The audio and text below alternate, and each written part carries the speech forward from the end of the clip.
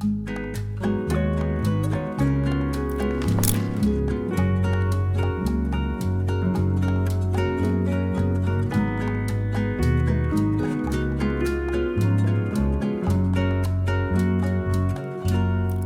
los 61 años, Yuri nombró a los 5 cantantes que más odiaba. La historia de Yuri es la de una mujer que nunca tuvo miedo de mostrar su voz ni su carácter. Desde niña entendió que la industria pocas veces era amable, pedía perfección, castigaba los errores y premiaba más el ruido que la disciplina. También es la historia de una intérprete que, a pesar de críticas, desplantes y el vértigo de la fama, se convirtió en una de las artistas más queridas de México y de América Latina. Por eso, cuando al cumplir 61 años decidió hablar sin filtros, el impacto fue inmediato. En una conversación íntima confesó algo que había guardado durante décadas: los nombres de 5 cantantes con los que jamás pudo reconciliarse. No lo dijo para escandalizar ni para ocupar titulares. Lo dijo con calma, con esa serenidad que solo otorgan los años vividos en el escenario. ¿Quiénes eran? ¿Qué episodios marcaron esos desencuentros? ¿Por qué Yuri, acostumbrada a cantar sobre amor y esperanza, eligió hablar de decepción justo entonces? Infancia y los primeros pasos. Yuri nació en 1964 en Veracruz. Desde muy pequeña el arte se volvió una segunda casa. A los 6 años ya cantaba en festivales escolares, a los 8, participaba en concursos locales, a los 10, su madre decidió impulsarla profesionalmente. La infancia se transformó en un itinerario de ensayos, clases y escenarios modestos que, para ella, eran enormes. Dulce Canseco, su madre, fue la primera manager, la guía y el motor. La familia organizó horarios, sacrificios y cuentas alrededor de una niña con una potencia vocal poco común. Esa apuesta dejaba poco margen para lo cotidiano, menos juegos, pocas salidas y un calendario con metas claras. Mientras otras niñas descubrían el tiempo libre, Yuri aprendía a modular la voz, a respetar el micrófono, a escuchar a los músicos.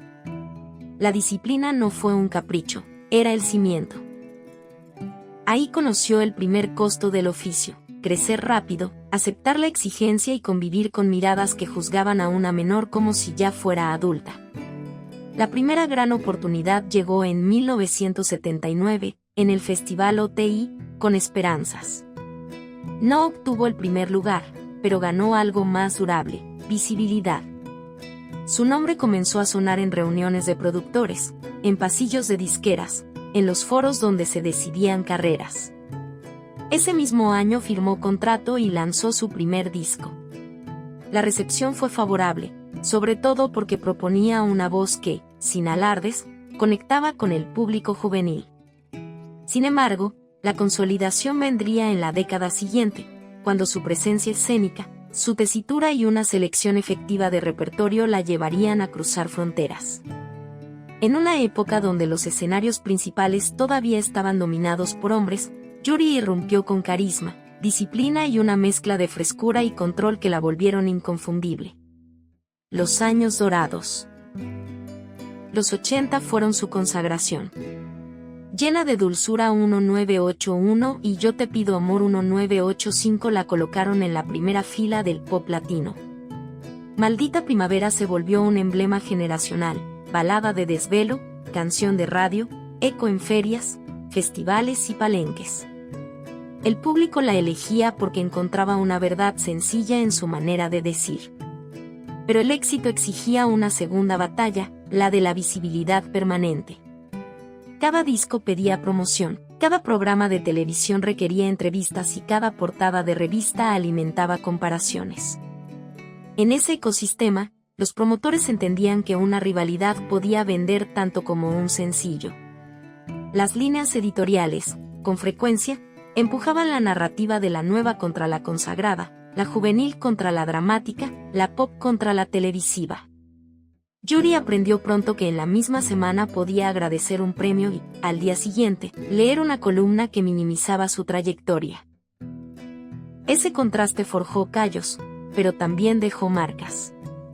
De a poco, Ciertos encuentros con colegas pasaron de la frialdad a la incomodidad y de ahí a la decepción.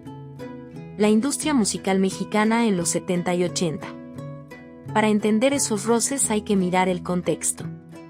En los 70 y 80, México fue epicentro de producción y proyección musical en español. Las grandes disqueras operaban desde la capital. Televisa concentraba pantallas, foros y festivales. El OTI era vitrina regional. Por esos escenarios pasaban José José, Juan Gabriel, Emmanuel, Rocío Dúrcal, Lucía Méndez, Lupita D'Alessio, y después Alejandra Guzmán, nombres con públicos fieles y estilos opuestos. El diseño de carteleras no era inocente. Se buscaban choques interesantes, duetos improbables, encuentros que garantizaran rating. La prensa del espectáculo traducía la competencia artística como contienda personal. Y, a veces, la ficción terminaba filtrándose en la realidad. Yuri encontró su lugar en ese tablero a fuerza de constancia. Pero la constancia no impedía el desgaste. Entre pruebas de sonido, ensayos y camerinos, registró miradas esquivas, saludos apurados, silencios que decían más que cualquier frase. De ese acumulado surgiría, años más tarde, la lista que decidió pronunciar. El día de la confesión. El momento llegó durante una entrevista sin grandes pretensiones de titular. Una pregunta directa abrió la puerta. ¿Alguna vez acumuló rencor hacia colegas? Yuri hizo una pausa y sonrió con ironía. La cámara captó un gesto breve, previo a la respuesta. Sí. Hay 5 nombres que nunca olvidaré. No hubo dramatismo. No hubo acusaciones altisonantes. Hubo, más bien, un recuento sereno. Pronunció los nombres y, para cada uno, una estampa, una situación, un matiz. No como sentencia, sino como memoria. Los 5 cantantes que más odió. Nota de estilo, lo que sigue se narra como reconstrucción de percepciones y episodios de época, en clave de crónica. Se privilegia la atmósfera y el contexto sobre la disputa abierta. Top 5 Lupita D'Alessio. La leona dormida representaba para el público una intensidad arrolladora, dramatismo, potencia, un decir que parecía romper la cuarta pared. Convivieron en festivales, especiales de televisión y carteles compartidos. Para la prensa, era el contraste perfecto, la voz emocional y torrencial contra la intérprete pop disciplinada y de pulso melódico. Según recuerda Yuri, hubo momentos en que la cortesía se convirtió en hielo. En un festival centroamericano, reconstruyen quienes estuvieron cerca, la producción ajustó el orden para cerrar con Lupita. No era extraño, su perfil dramático invitaba a grandes cierres. Lo inusual, para Yuri, fue la solicitud explícita de no compartir espacios previos. Aquello se leyó como un gesto de jerarquía. La tensión no se transformó en enfrentamiento público, pero dejó un aprendizaje. No basta con admirar la voz de alguien. La convivencia profesional también tiene su gramática.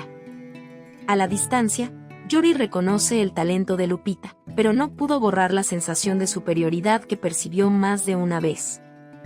Top 4 Lucía Méndez. Lucía reinó en la televisión al mismo tiempo que incursionaba en la música.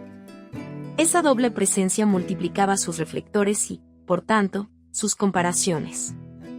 En entrevistas internacionales, la referencia a Yuri como cantante juvenil cuando ya llenaba auditorios fue interpretada como diminutivo amable que, en el subtexto, restaba peso. Las agendas cruzadas tampoco ayudaban. Mientras Yuri promocionaba sencillos con giras extenuantes, Lucía alternaba foros de telenovelas y sets de variedades. Era común que los productores pensaran la cartelera en función del impacto televisivo. Ese sesgo, a ojos de la escena pop, podía desplazar méritos estrictamente musicales.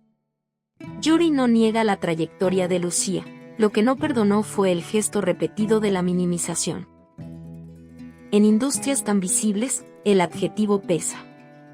Y cuando se repite, construye narrativa. Top 3 Alejandra Guzmán. La irrupción de Alejandra inyectó rock, irreverencia y performance a la conversación. Para un público hambriento de novedad, esa energía era un imán. El contraste con Yori fue natural, una apuesta por la afinación y la balada pop frente a una estética de riesgo y arrebato. En una premiación de los 90, Alejandra habría soltado, en el círculo del backstage, un comentario que a Yuri le llegó como desdén: demasiado fresa para ser una verdadera artista. La frase, reproducida y amplificada por terceros, cristalizó una idea que le dolió: que la contención y el control técnico fueran leídos como falta de autenticidad. A partir de ahí, los intentos de reunirlas en un mismo escenario no prosperaron. No por incompatibilidad musical, que podía resolverse con un arreglo, sino por una cuestión de respeto. Para Yuri, el escenario necesitaba franqueza antes que pose. Y sentía que, en ese episodio, la franqueza se había roto. Top 2. Verónica Castro. Verónica fue emblema televisivo. Su relación con la música existió, pero la pantalla dictaba prioridades. En un festival sudamericano, después de compartir espacio, Yuri percibió una frialdad que quedó como registro íntimo: ningún saludo, ningún gesto de complicidad entre colegas mexicanas fuera de cámaras. No se trató de un agravio explícito, sino de una omisión que, en ciertos momentos, pesa más. Yuri había crecido admirando su figura, el silencio cortés operó como distancia. En retrospectiva, reconoce que la televisión tiene su propia lógica, los tiempos son distintos, las jerarquías también. Pero el recuerdo persistió como un ejemplo de cómo la cortesía puede tensarse cuando los mundos, televisivo y musical, se cruzan sin acuerdos. Top 1. Rocío Jurado. En la cima del recuento, Rocío Jurado. Para Yuri, la más grande era referencia de potencia y de escuela interpretativa. Por eso, la decepción dolió más. En un encuentro internacional, la presentación personal derivó, según reconstrucción, en un saludo distante, una mirada que Yuri leyó como evaluación y una frase corta que la dejó fuera de la conversación. La anécdota, mínima para cualquier espectador, fue enorme para alguien que había construido afecto y respeto desde la distancia. No hubo reclamo ni réplica pública. Solo quedó la lección: los símbolos pueden ser gigantes en el escenario y difíciles de abrazar fuera de él. Yuri separa la obra de la experiencia: la primera permanece como legado, la segunda, como aprendizaje agridulce. Parte 6. La repercusión. La revelación hizo ruido. Algunos medios optaron por el titular fácil, otros recuperaron la anécdota como punto de partida para hablar de la competencia femenina en los 80 y 90. En redes, el público se dividió entre defensas apasionadas y lecturas históricas. Y sin embargo, más allá del debate inmediato, el gesto tuvo otro efecto: humanizar al artista. Recordó que, detrás de cada show, hay camerinos, agendas imposibles, egos que colisionan y personas que se cansan. Que no todo cabe en la lente del espectáculo. Para las nuevas generaciones, el episodio funciona como mapa de supervivencia: talento más gestión emocional, voz más frontera personal. Y para quienes siguieron a Yuri desde los primeros discos, la confesión no reduce su estatura, subraya su coherencia. Yuri es, ante todo, una trabajadora de la voz. Su carrera no se sostiene solo en una canción emblemática ni en una era dorada, se sostiene en un método, en una ética y en una insistencia. Cuando decidió nombrar a los 5 cantantes que más la decepcionaron, no firmó una lista negra, otorgó contexto a una vida completa en la industria. Las anécdotas no cancelan la admiración por las obras ajenas ni borran su propia trayectoria. Al contrario, explican las zonas de sombra que inevitablemente acompañan a las luces. El público no necesita elegir bando. Puede, en cambio, comprender que los ídolos también lidian con la aspereza del oficio.